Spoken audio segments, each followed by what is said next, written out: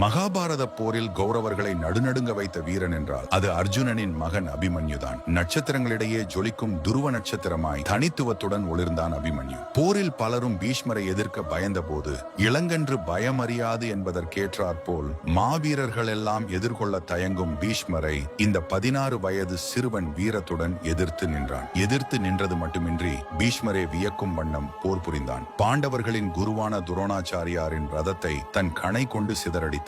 இப்பேற்பட்ட வீரன் சக்கர வியூகத்தில் சிக்கிக் கொல்லப்பட்டான். காரணம், அபிமன்யுவிற்கு சக்கர வியூகத்தை உடைத்து உள்ளே செல்ல தெரியுமே தவிர அதிலிருந்து வெளிவர தெரியாது. இந்த சக்கர வியூகத்தை உடைத்து உள்ளே செல்லும் யுக்தியை தன் தாயின் கருவில் இருக்கும் பொழுதே கற்றுக்கொண்டான். ஆனால் அதை விட்டு வெளியே வரும் யுக்தியை அர்ஜுனன் கூறுவதற்குள் சுபத்திரை தூங்கிவிட்டதால் வெளியே வரும் யுக்தியை அவனால் கற்றுக்கொள்ள இயலவில்லை. சக்கர வியூகத்தில் சிக்கின இந்த பாலகனை கொள்வதற்கு 7 மாவீரர்கள் தேவைப்பட்ட போதே புரிந்து கொள்ளுங்கள் அபிமன்யுவின் வீரத்தை.